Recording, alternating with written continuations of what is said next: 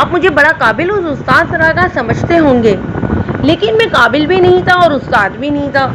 بس مجھ میں خوبی یہ تھی کہ میں اپنے فرائض کے ساتھ ان لوگوں کے ساتھ جو میرے پاس مسائل یا مشتبہ کی حیثیت سے آتے تھے، اس سے تو احترام کے ساتھ پوری دیانت داری کے اور خلوص سے پیش آتا تھا۔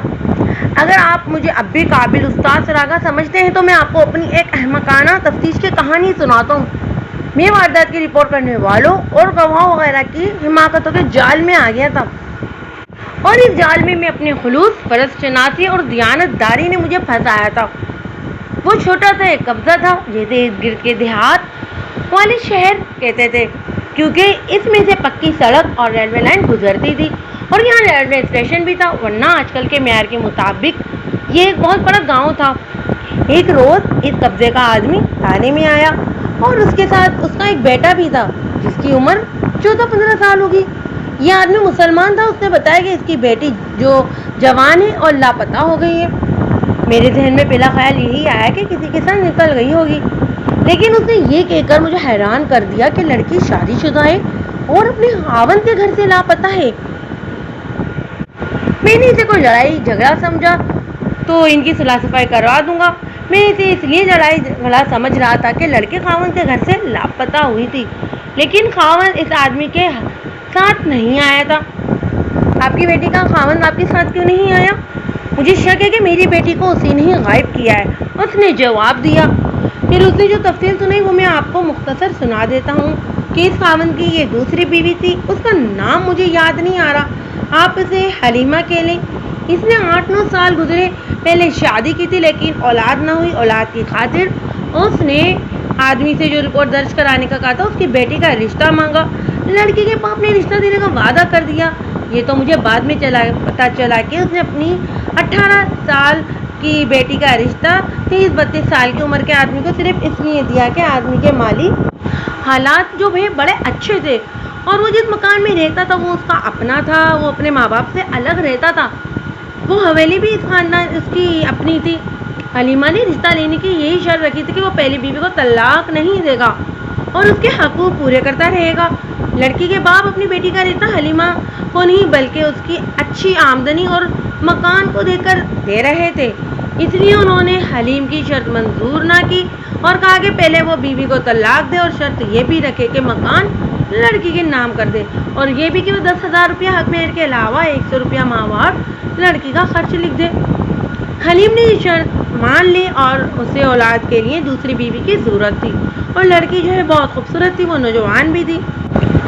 حلیم نے جو ہے پہلی بیوی کو طلاق دے دی اور اس آدمی کی بیٹی کے ساتھ شادی کر لی۔ مکان بھی لڑکی کے نام کر دیا تھا، 10,000 روپیہ حق مہر اور 100 روپیہ ماہوار خرچ بھی باندھ دیا۔ اس زمانے میں جو ہے 10,000 روپیہ اور 100 روپیہ ماہوار بہت زیادہ رقمیں ہوتی تھیں۔ 5-6 افراد کا کنبہ 1 روپیہ روزانہ میں بڑی اچھی روٹی کھا سکتا تھا۔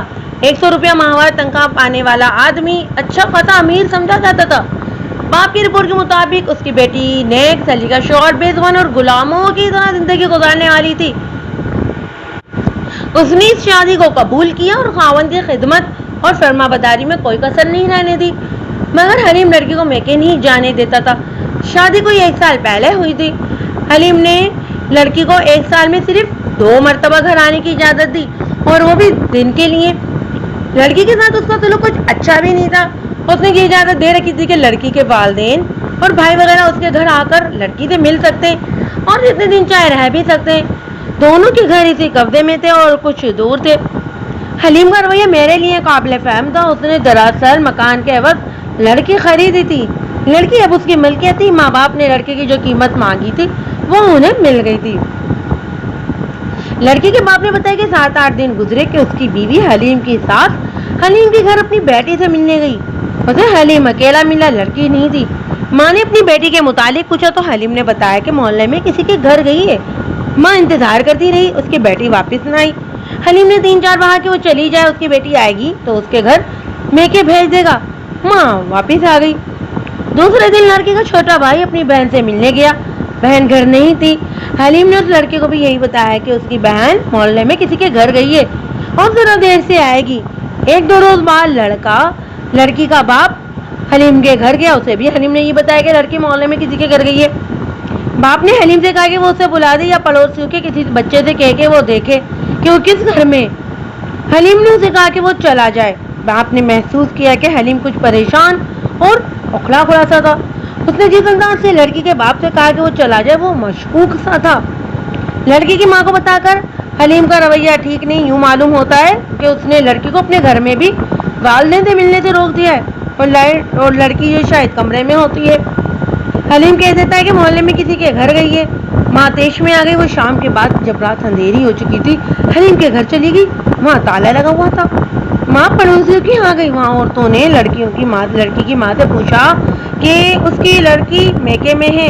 ماں نے بتایا کہ نہیں, وہ تو اسی سے ملنے آتی تھی لیکن تالا لگا ہوا ہے.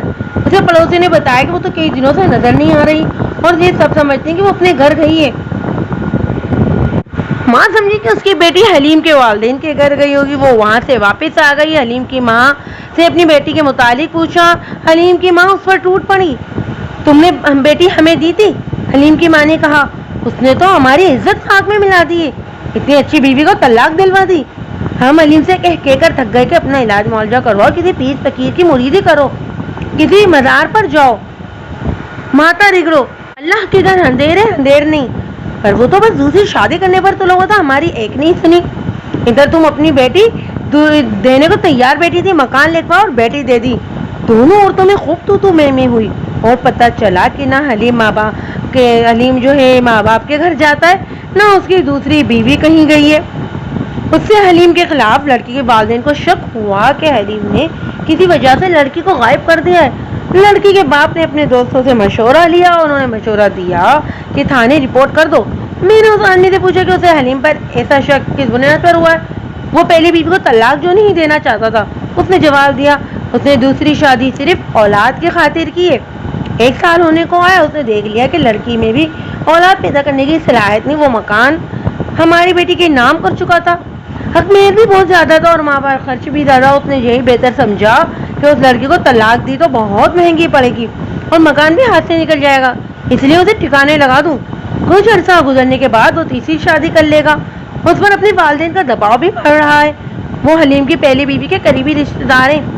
مجھے یہ 4 دیواری کی دنیا کا ایک معمولی سا ڈرامہ نظر آتا تھا. کسی لڑکی کو غائب کر دینا یا قتل کرا دینا اتنا آسان کام نہیں ہوتا. ایسی وارداتوں میں جو مہاراجوں اور بہت بڑے جاگیرداروں کے ہاں ہوتی ہیں.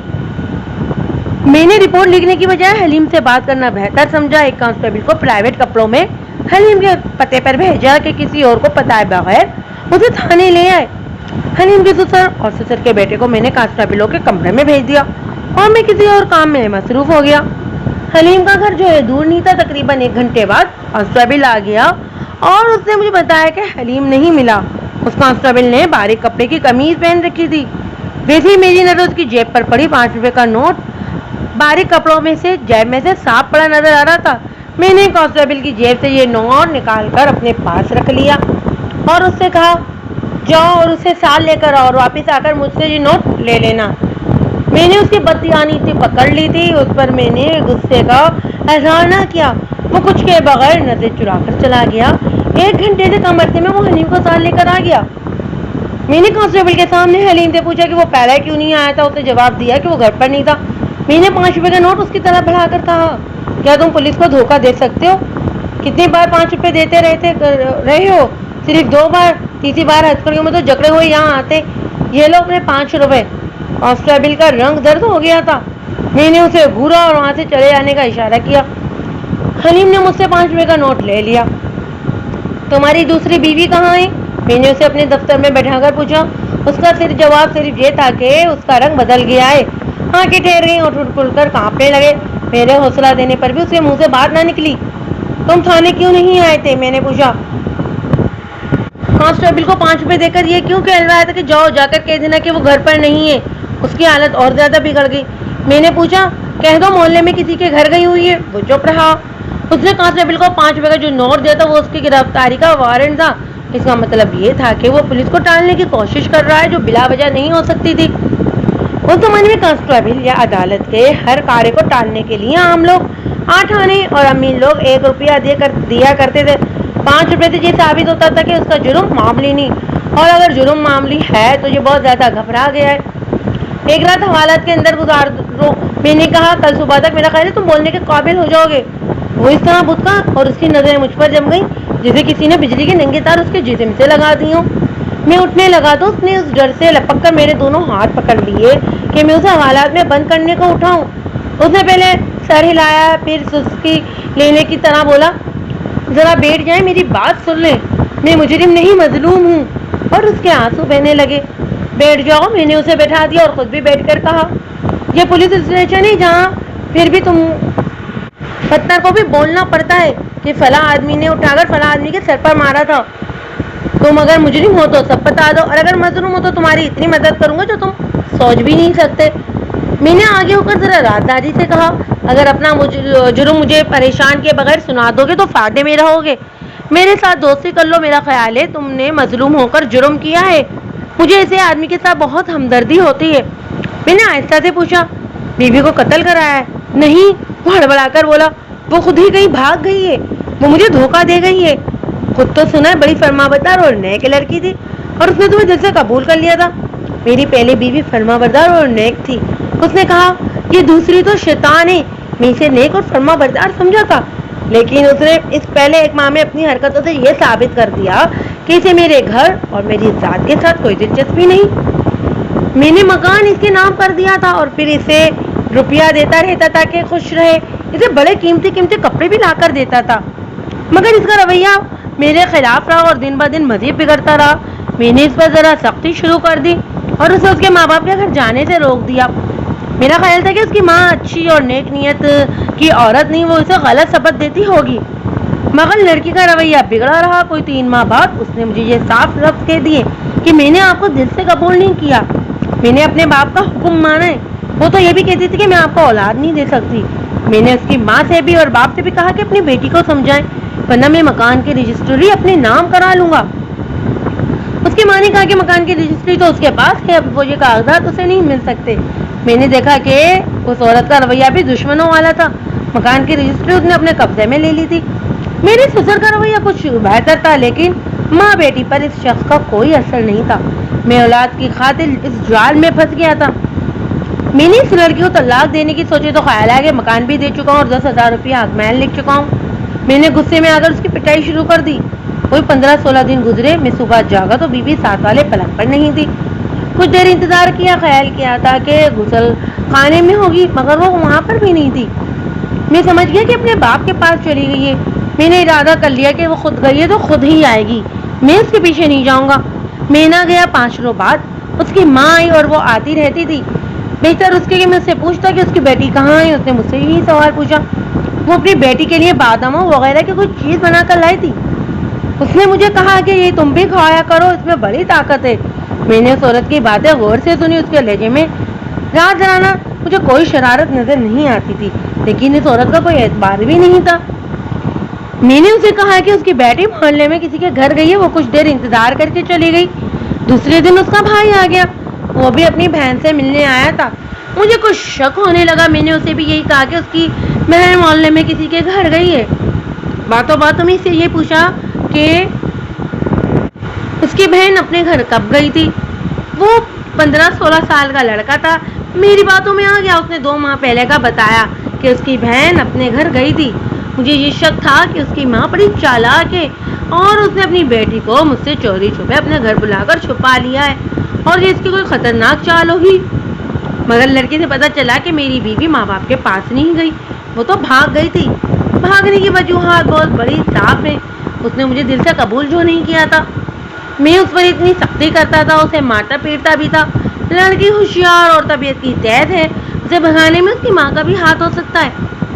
ان لوگوں نے مجھ سے مکان اپنی لڑکی کے نام بھی لکھوا لیا تھا.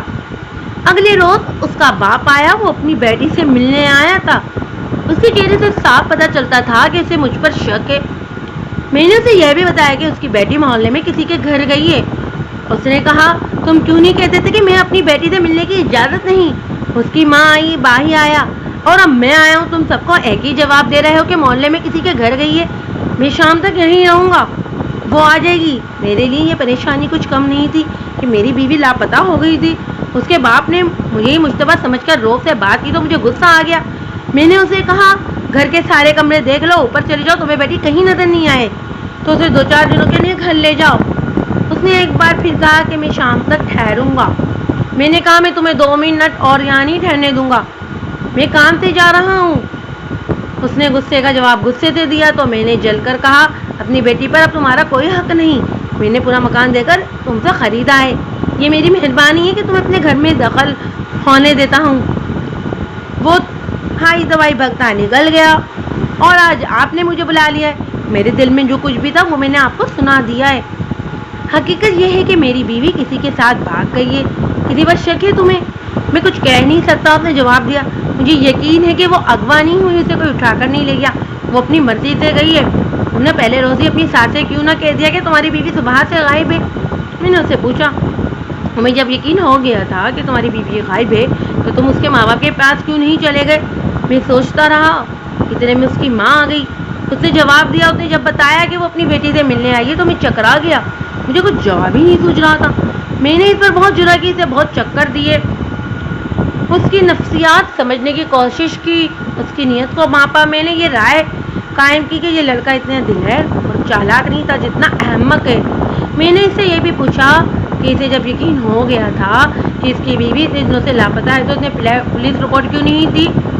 اس نے اسی طرح کی احمقانہ باتیں کر کے مجھے اپنا حامی بنانے کی کوشش کی۔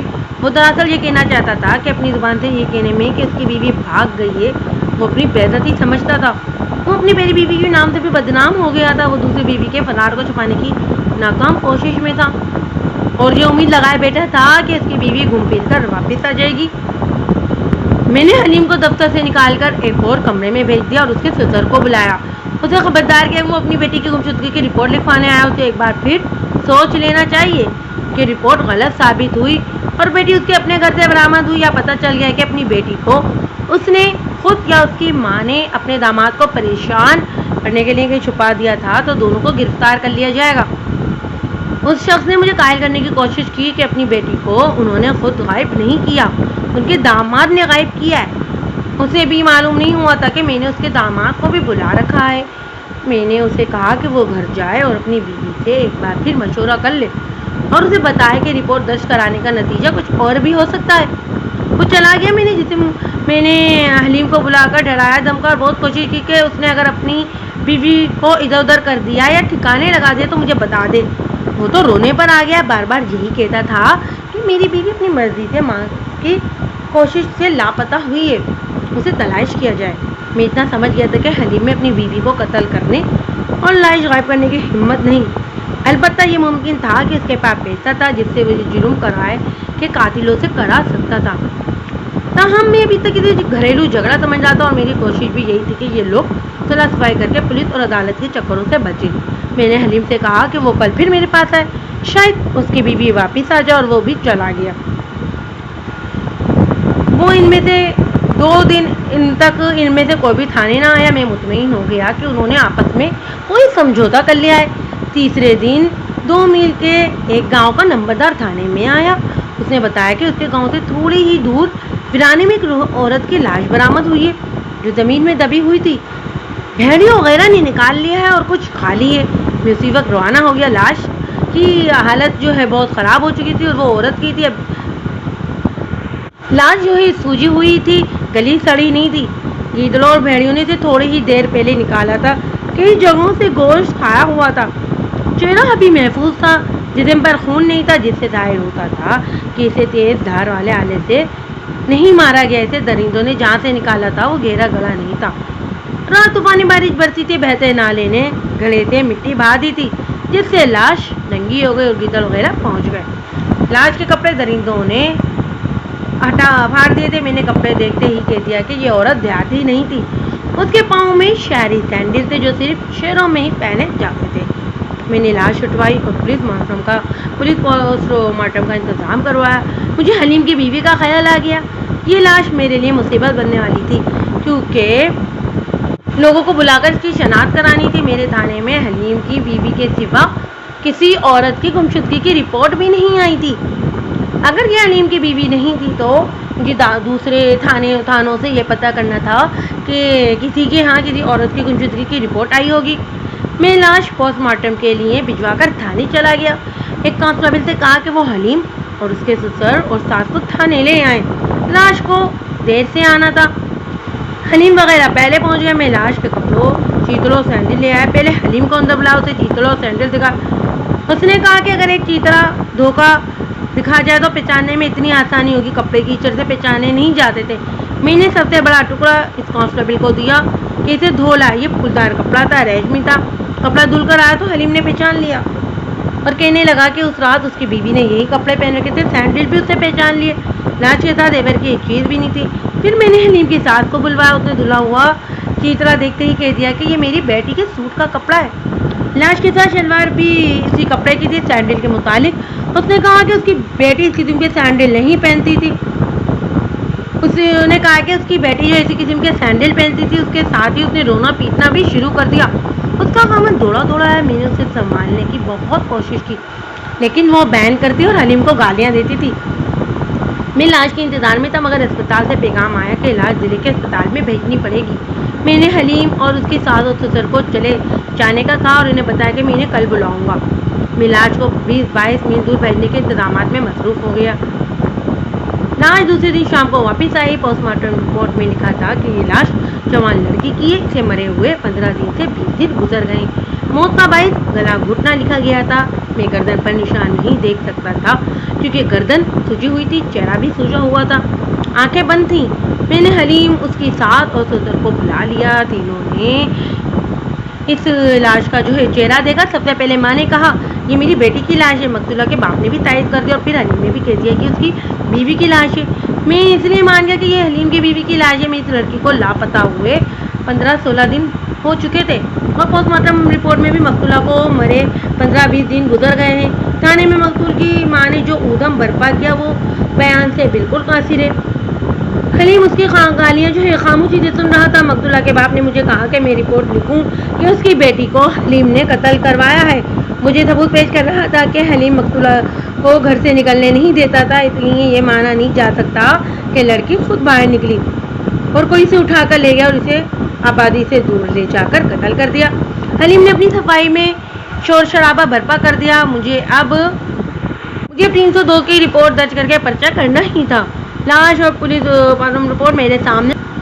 میں نے قاضی کارروائی مکمل کر کے حلیم کو مشتبہ بیٹھا لیا۔ اس نے مجھے 2 روز پہلے جو بیان دیا تھا اس میں ایسی وجوہات پائی جاتی تھی جو قتل تک نوبت پہنچا سکتی تھی۔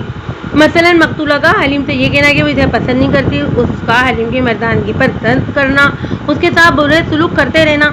حلیم کے ساتھ یہ دھوکہ بھی ہوا تھا کہ اسے مکان لکھوا لیا گیا تھا مگر لڑکی اس کے ہاتھ سے نکلی جا رہی تھی۔ یہ ایسی وجوہات ہیں جو بزدل کو بھی دلیر بنا دیتی ہیں۔ لاش وارث لے گئے۔ میں نے حلیم کو تھانے میں لے گیا اور شہر میں یہ خبر پھیل گئی کہ حلیم کی بیوی قتل ہو گئی ہے۔ بڑی سنسنی خیز واردات تھی۔ حلیم کا باپ اور اس کے 2 چھوٹے بھائی تھانے آ گئے۔ میں نے حلیم کو حوالات میں بند نہیں کیا، اسے کانسٹیبلوں کے حوالے کر کے اس کمرے میں بٹھایا اور خود گھر چلا گیا۔ رات 12 بجے کے بعد تھانے گیا اور حلیم کو اپنے دفتر میں بٹھا لیا۔ اس کی حالت ایسی ہو گئی کہ جیسے وہ بخار کا مریض ہو۔ وہ اپنے اس سے کھڑا نہیں ہوا جا رہا تھا۔ میں نے ان سے کہا کہ اس سے بچنے کے لیے بہت گنجائش ہے بشرطے کہ وہ مجھے سچ بتا دے کہ اس نے اپنی بیوی کو کس طرح قتل کیا ہے یا کروایا ہے۔ اسے اپنے قبضے میں لینے کے لیے یہ بھی کہا کہ اس کے خلاف اب کوئی ثبوت نہیں مل سکتا۔